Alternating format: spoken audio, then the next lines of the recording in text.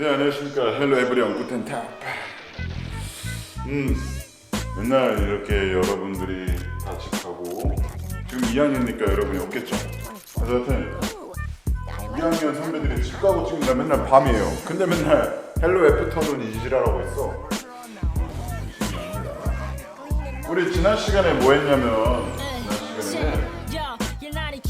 통전과 전력에 대해서 했어요. 통전과 전력에 대해서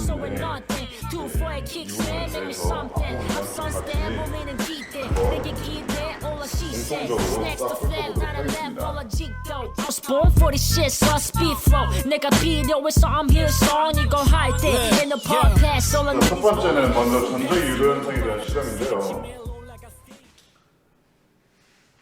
이 왔다 갔다 하면은 코일이랑 그거 뭐야 자석을 이렇게 왔다 갔다 한대.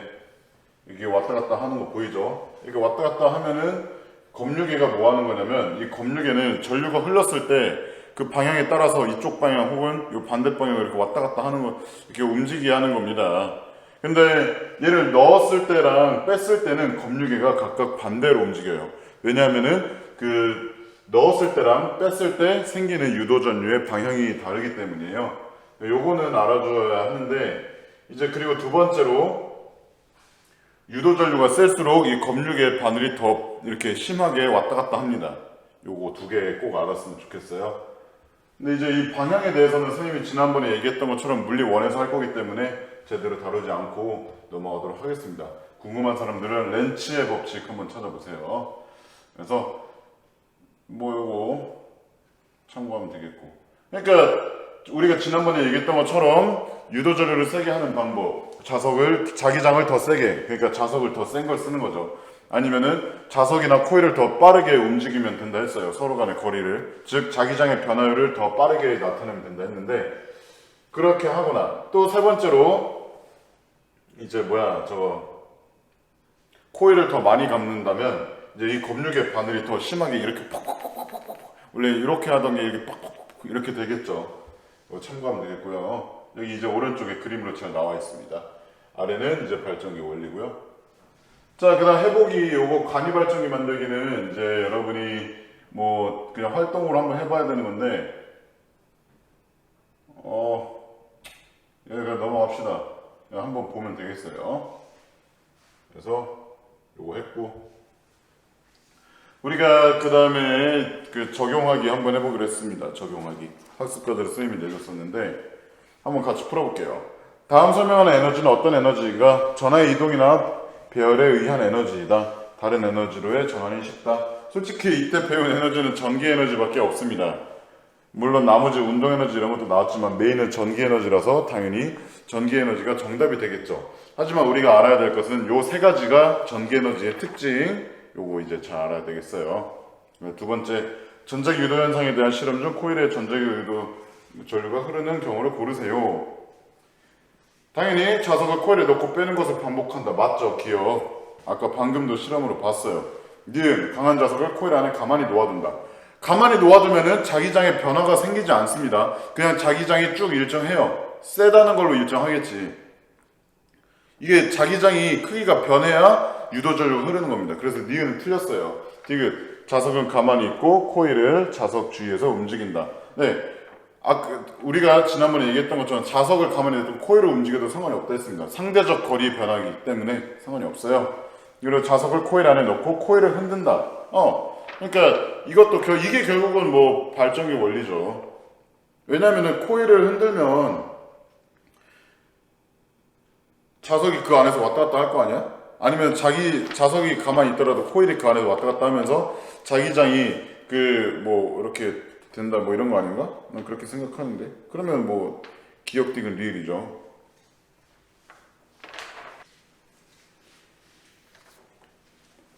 자, 그리고 마지막으로 전자기 유도형에서 뭐 유도 전류 크게 하는 뭐 세 가지. 이걸 했으니까 그냥 넘어갈게요. 이건 수업 때 한 거니까 이거 모르면 안 돼. 자, 그다음 두 번째로 우리가 지난 시간에 했던 겁니다. 두 번째는 요거 지역별 발전량과 소비 전량 뭐 하면서 이제 전기 에너지가 어떻게 우리 집까지 오는지 송전에 대해서 우리가 배웠어요. 그래서 이렇게 이거 우리가 안 봤는데 이게 뭐냐면 우리나라의 지역별 전기 에너지 생산량과 소비량 그리고 발전소의 모습 합니다. 보면은 충남 같은 경우에는 발전량이 드럽게 많아요. 노란색이 많아. 노란색이 발전량인데 발전량이 많아요. 하지만 초록색이 적어. 근데 충북은 노란색은 없고 초록색밖에 없어요. 경기는 노란색이 있지만 초록색이 더 많고, 대구도 정확히 뭐 5가 있어. 5만큼 있어. 이게 뭐야? 결국 발전을 하는 곳은 따로 있고 나머지는 거의 다 대부분이 소비만 한다는 거예요. 그래서 한번 봅시다. 발전량이 많은 지역의 공통점은 뭐냐? 사람이 많이 안 사는 곳이지. 깡촌에 있는 거죠. 두 번째로 해안가를 끼고 있어요. 왜 해안가를 끼고 있을까? 바로 석탄이나 이런 발전에 필요한 자재들을 운송하기 쉽기 위해서죠. 그래서 해안에 있고, 또 두 번째로 핵발전소 같은 경우는 이제 그 원자로를 빠르게 식힐 수 있어서, 그래서 이런 여러 가지 장점들이 해안가에 많이 있습니다. 그리고 사람들이 당연히 잘 안 살죠. 누가 살아? 그 고전류 흐르는 곳에. 소비량이 많은 지역의 공통점, 수도권이거나 산업단지가 많은 주거 및 산업 밀집 지역이다. 지금 선생님 발음이 평소보다 더 안 좋은 게 이빨 앞니가 지금 없어요. 그래가지고 내 이빨 본 친구들은 알겠지만 그 예전에 부러져가지고 떼었던 게, 쌤 그거 초등학생 때거든. 2002년 월드, 여러분 태어나기 전에 혼자 지랄하다 자빠져가지고 여기가 깨져가지고 앞니가 나갔었는데, 그게 잘못돼서 그 아예 다 없앴어요. 그래가지고 지금 앞니 사이로, 앞니 조금 남은 거 있는데 거기랑 원래 있던 다른 앞니랑 사이로 침 나가고 있고, 지금 발음도 센 거 양해 좀 부탁드립니다. 그래서 이런 게 있고, 소비량이 발전량보다 많은 지역에 이제 어떻게 공급하냐? 우리가 지난번에 얘기했던 것처럼 전선을 이용해서 발전소에서부터 소비지까지 이제 송전을 한다고 했습니다. 이거는 뭐 그냥 실험인데 한번 보면 되겠어요. 전선의 온도는 당연히 뜨거워지겠죠. 어떤 에너지냐? 전기 에너지에서 열 에너지로 전환이 일어나겠죠. 세 번째, 그러면 이거 어떻게 문제가 생기냐? 이건 손실 전력이 발생한다고 했습니다. 그리고 선생님이 이거 꼭 보라고 했던 거 해보기 4번과 5번 이거 잘 볼 수 있도록 하세요. 특히 이거 발전소 내부에 위치한 송전용 변전소에서부터 사용자 근처에 위치한 배전용 변전소, 선생님이 변전소가 2개 있다 했어요. 요 처음 변전소에서부터는 발전 이렇게 쫙 승합을 했다가 그 다음에 배전용 변전소에서는 쫙 떨어진다 했습니다. 요거 자 알아두세요. 그래서 이게 10, 50이었다가 이제 154, 765까지 올렸다가 다시 154, 22.9까지 떨어뜨렸다가 다 킬로볼트예요. 곱하기 1000씩 해야 됩니다. 그러다가 이제 우리 집 앞에서는 220볼트까지 떨구는 거. 요거 이제 전압이 어떻게 올라갔다 어떻게 내려가는지, 어디에서 어떻게 올라가, 외우라기보다는 이 숫자 자체를 외우기보다는 어디에서 어떻게 변화되는지만 보면 돼요. 이거 문제도 볼까? 송전선의 길이가 가장 긴 구간은 당연히 송전용 변전소랑 배전용 변전소 사이겠죠. 그래서 이때 이제 전압을 높게 함으로써 손실 전력을 줄이고 효율을 높이기 위함이죠. 두 번째 정답은. 세 번째, 송전용 변전소가 발전소와 가까운 곳에 위치한 까닭은 당연히 이제 220볼트까지 거의 이제 쫙 낮췄잖아요. 그러니까 손실 전력도 당연히 줄여야겠죠. 네 번째, 전기에너지 수송 과정에서 변전소 역할. 당연히 뭐 전압을 높이고 낮추면서 뭐 효율 보존하는 거. 이런 거 다 했어요. 그 다음에 이제 요거 선생님이 말했던 안전한 전력 수송을 위한 5가지 장치입니다. 요거 이렇게 5개 보라 했고요. 그래서 어떤 역할을 하는지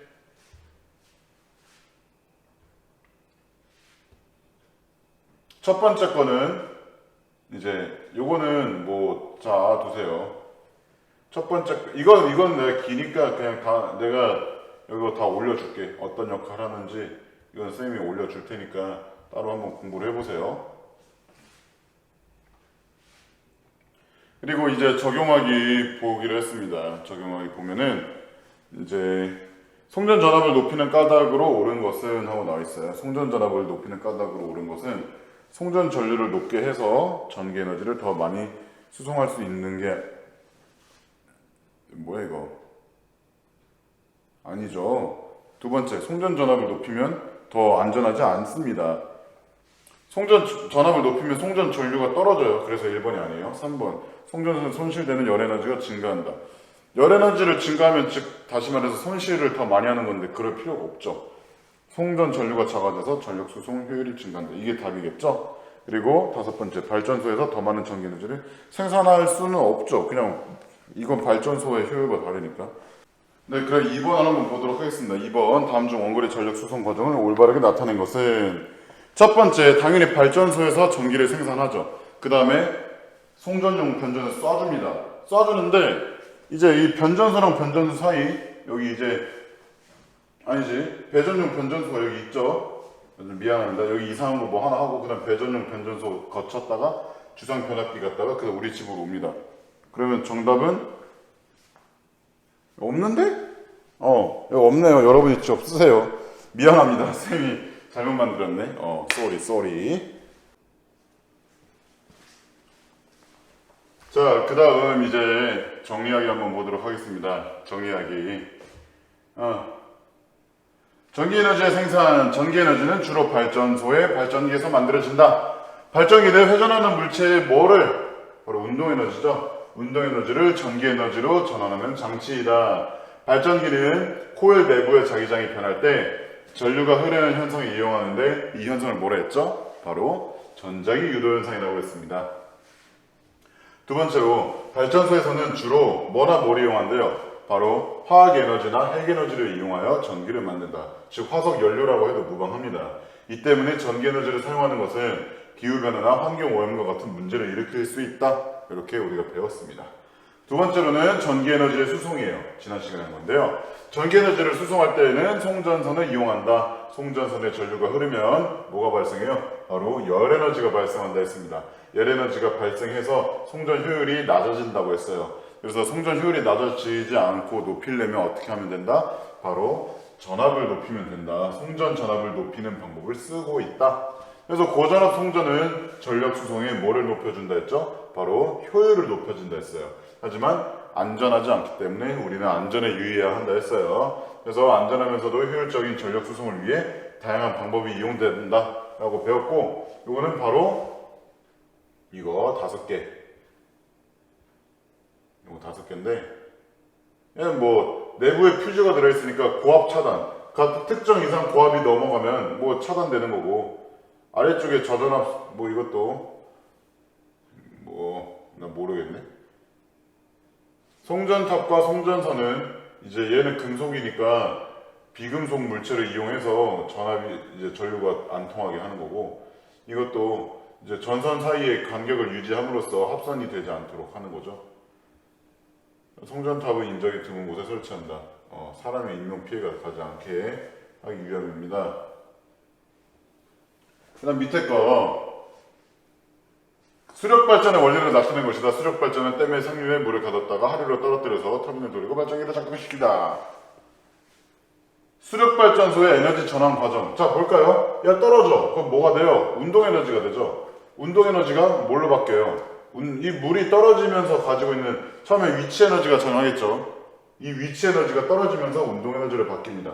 즉 역학적 에너지에서 이 운동에너지가 터빈을 밀고 전기에너지로 전환되죠.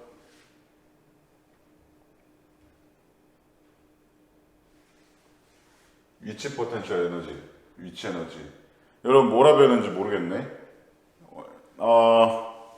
일반적으로는 위치 포텐셜 에너지라고 쓰는 게 좀 더 정확하죠. 그래서 운동 에너지로 전환되고 터빈을 돌려서 운동 에너지로 전환, 전기 에너지 전환 다 맞는 얘기예요. 자, 수력발전소와 화력발전소의 공통점과 차이점. 뭐 이제 운동 에너지로 터빈 돌리는 게 공통점이겠지. 봐봐. 터빈의 회전 운동 에너지가 발전기를 돌리며 전기 에너지로 전환된다. 차이점. 에너지원이 다르죠. 수력 에너지는 아까 뭐였어요? 위치 포텐셜 에너지가 운동 에너지로 바뀐 거. 즉 물의 운동 에너지가 터빈 돌린다고 했었는데, 화력발전소는 열 에너지로 만들어진 증기의 운동 에너지라고 했어요. 즉 둘 다 운동 에너지는 운동 에너지인데, 하나는 물이 위치 에너지에 의한 물의 운동 에너지고, 하나는 열 에너지에 의한 증기의 운동 에너지입니다. 이렇게.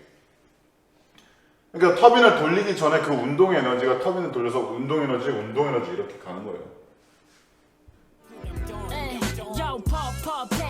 자, 그럼 오늘 할 거는 이제 신재생 에너지입니다.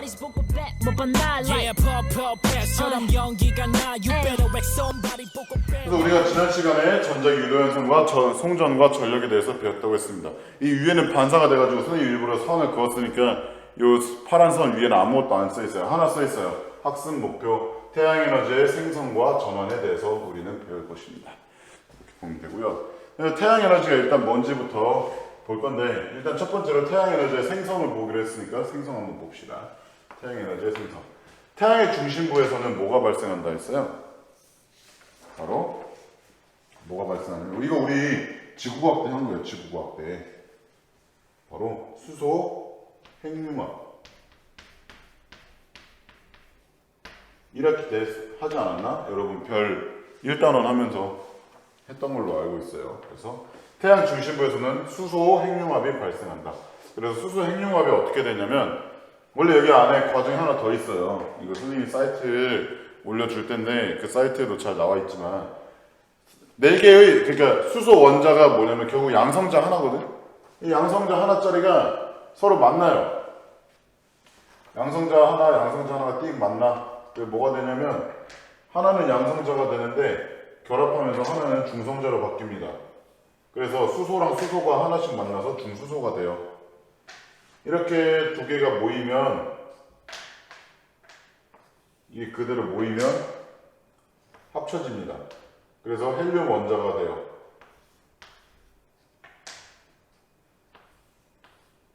즉 우리가 여기서 이 중간 과정을 없애버리고 바로 한 번에 이렇게 중수소는 거기까지 가져가고 이렇게 한 번에 가자는 거지. 그래서 4개의 수소 원자 핵이 모여서 하나의 헬륨 원자 핵이 된다. 이게 이제 수소 핵융합 반응의 과정이에요.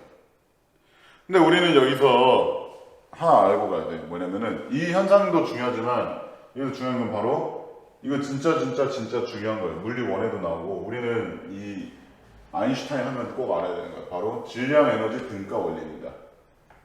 오늘 제일 중요한 거예요. 두 번째로 중요한 게 요거, 태양 에너지 생성 과정. 근데 질량 에너지 등가 에너지, 이거 진짜 중요해. 이게 뭔 내용이냐면은 결국 질량은 에너지의 한 형태라는 거예요. 한 형태라서 뭐가 가능하냐면 에너지로 전환이 가능한 거예요. 전환. 이거 누가 얘기했냐면 바로 아인슈타인이 상대성 이론을 발표하면서 주장한 얘기입니다. 그래서 질량 에너지 등가 원리, 질량도 에너지의 한 형태고 에너지로 전환이 될 수 있다는 아인슈타인의 이론입니다.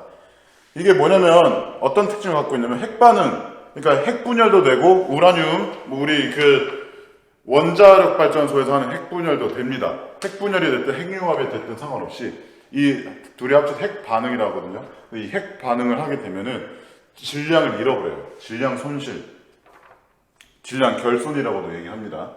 질량 잃어버리게 되고, 이 손실된 질량만큼 에너지가 방출돼요. 우리가 화학식으로 쓰면, 반응식으로 쓰면 이렇게 끝나는 게 아니라 여기에 이렇게 에너지가 추가가 된다는 겁니다. 에너지가 추가가 돼요. 요거 좀 잘 알아야 됩니다. 질량이 줄어드는 거는 왜 줄어드냐면 그만큼 에너지를 방출하기 때문에 질량이 줄어든다고 볼 수 있어요. 이거에 대해서는 우리가 이제 대학교 때 현대물리학 배우면서 배울 거니까 궁금한 친구들은 이제 질량 에너지 등가 원리를 한번 찾아보세요. 일단은 학습지 위에 보면은, 아니면 책에도 나와 있습니다. 해보기 1번 혹은 학습지 윗부분에 보면은 수소 원자핵이 1.672 곱하기 4예요. 여기 선생님이 이거 써놨는데,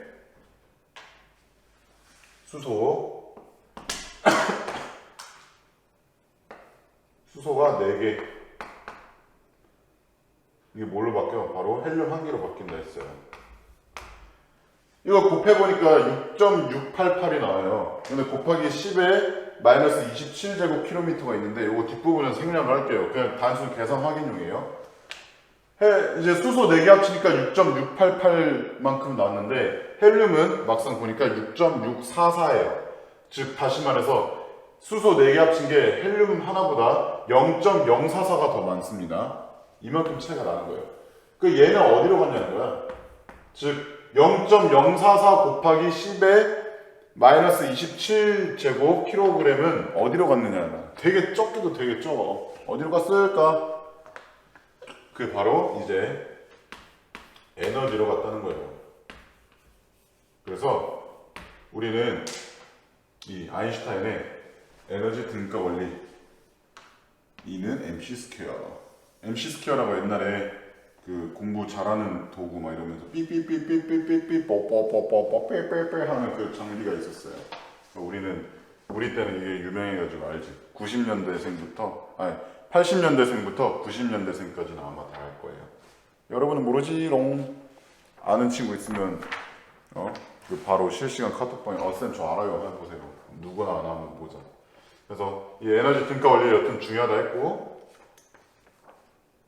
이만큼의 에너지를 발생한다는 겁니다. 이 수소 4개가 반응할 때 이거 계산을 하면은 되게 좋은 것 같잖아. 근데 이 빛의 속도를 이게 C가 빛의 속도거든요. 이걸 제곱을 때리기 때문에 3 곱하기 10의 8제곱킬로미터 per 세크 이거를 제곱 때리기 때문에 엄청 커져요.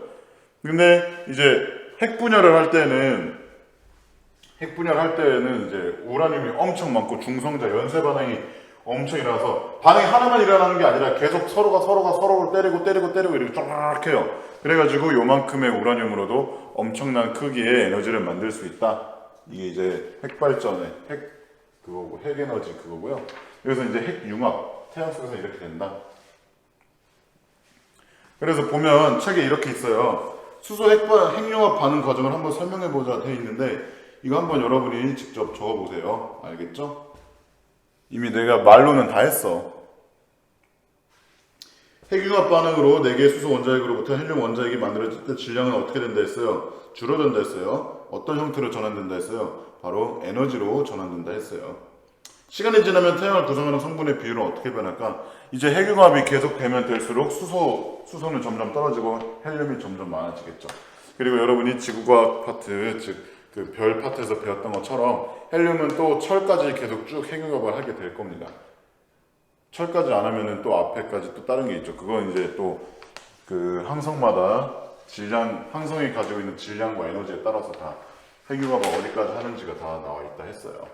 뭐 그건 지나가게 한 거니까 일단 넘어갑시다. 자, 그다음 두 번째로 볼게. 태양 에너지의 전환입니다. 태양 에너지의 전환인데요. 첫 번째로 우리 지구에 존재하는 거의 모든 에너지는 바로 태양으로부터 온다 했어요. 한순간 네 몸에 약속했던 는 태양을 피하고 싶어가 아니구나. 미안합니다. 태양. 그래서 이 지구 표면에 도달하는 태양 에너지를 뭐라 하냐면 바로 태양 복사 에너지라고 합니다. 복사. 즉 다시 말해서 이렇게 지구에 직접적으로 전달되는 게 아니라 지구에 한번 흡수됐다가 지구 대기권 밖에서 돌아다니는 에너지예요. 이렇게. 그러니까 햇빛 직방으로 인해서가 아니라 이 에너지가 우리 지구에 도달했다가 바로 어디로 날아가거나 흡수되지 않고 지구를 돌아다니면서 여러분들 영향을 미친다라고 생각을 하면 되겠습니다. 그래서 여러 가지 영향을 미치는데 이 태양 복사 에너지가 미치는 거는 지구편에 도달한 태양 복사 에너지는 어디에 영향을 미치는 되게 다양하지만 예시 3가지만 들어봤습니다, 쌤이. 그래서 첫 번째로 식물의 광합성이고 두 번째가 대기와 해수의 운동. 그러니까 뭐 이제 우리가 3단원 앞부 3.1.2 거기 지구 시스템의 영향 뭐 이런 거에서 했던 것처럼 이제 공기가 가열되면은 위로 상승하고 이제 공기가 차가워지면 하강한다 했죠. 대류 현상이 일어난다 했어요. 여기에 태양의 대기 에너지가 그냥 기본적으로 깔려 있기 때문에 가능한 겁니다. 해수도 마찬가지로 해수에 대류 운동이 있죠.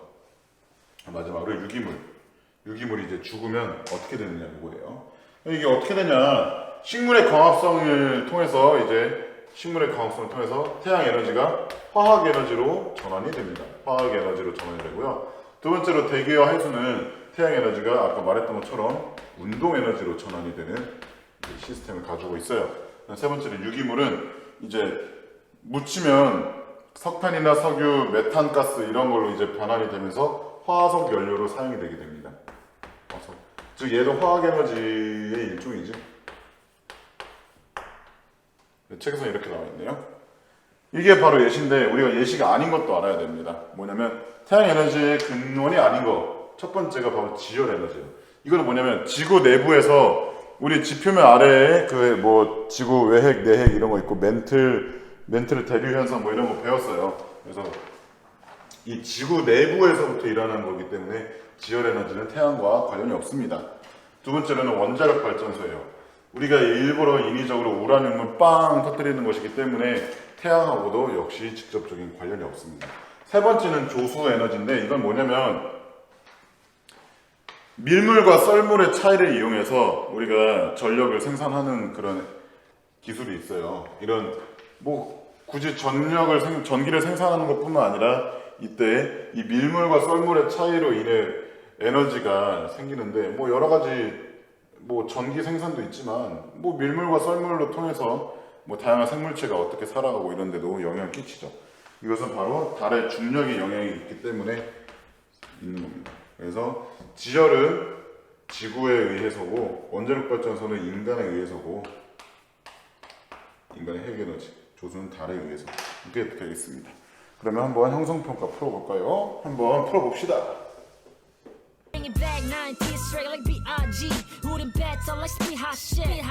풀었나요? 다 풀었으면은 한번 같이 봅시다. 오늘의 형성평가는 책에 있는 내용을 주로 했어요. 그래서 태양에서 에너지가 어떻게 생성되는지 한번 설명해보자 나와 있습니다. 바로 아까 우리가 수업 때 했던 것처럼 아씨 이거 이빨 계속 새네. 기분 나쁘네요. 치약 맛도 나네. 아이씨. 자, 어떻게 생성되냐? 바로 수소 핵 융합을 통해서 이제 수소 핵 융합을 할 때 그 질량이 손실된다 했어요. 원래 결손이 맞는데 우리가 지난 시간에 손실 전력 이거 해가지고 쌤이 손실로 썼는데 뭐 그게 그거니까 차이 없어요. 질량, 결손, 손실. 하여튼 이렇게 질량이 줄어들므로써 이 줄어든 질량 곱하기 빛의 제곱만큼 에너지가 만들어진다고 했습니다.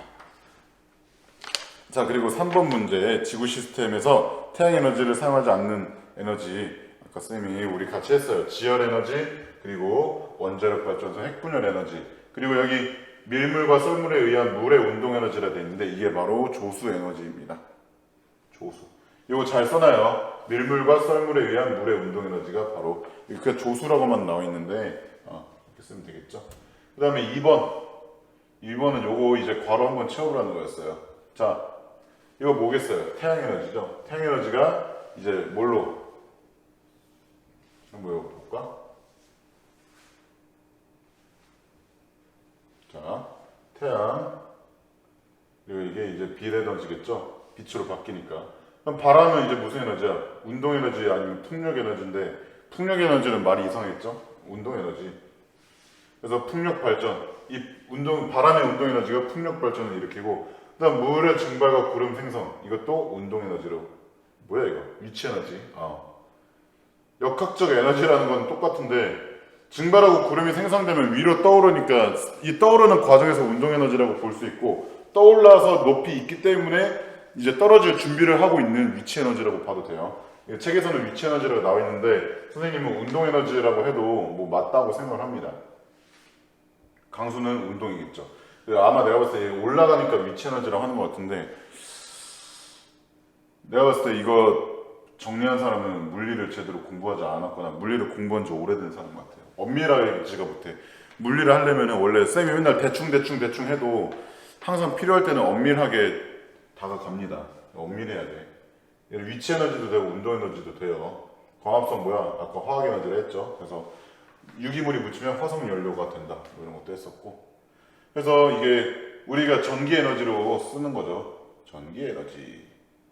이렇게 우리가 오늘 태양은 엄청난 에너지를 어떻게 만들까에 대해서 바로 우리가 수업 때 맨 처음에 얘기했던 학습 목표 태양 에너지의 생성과 전환에 대해서 배웠습니다. 태양 에너지의 생성을 통해서 즉 바로 이 수소 핵융합 반응에 의해서 태양 에너지가 생성된다. 이때는 바로 질량 결손, 질량 손실된 만큼 이제 에너지가 만들어진다. 그래서 에너지 질량 등가 원리했고요. 두 번째로는 태양 에너지의 전환이었습니다. 태양 에너지의 전환을 통해서 이제 다양하게 이제 우리 지구에 영향을 끼치고 그다음에 끼치지 않는 범위도 있다. 그게 바로 지열 에너지랑 핵발전, 그리고 세 번째로 조수 간만의 차를 이용한 운동 에너지라고 볼 수 있었어요. 자, 여기까지 이제 오늘 한 거였고요. 다음 시간에는 뭘 할 거냐면 기후 변화에 대응할 수 있는 발전 방법, 즉 친환경 에너지에 대해서 한번 배울 것 같습니다. 그래서 이제 여기까지 하고 다음 시간에 볼 수 있도록 합시다. 알겠죠? 자, 안녕.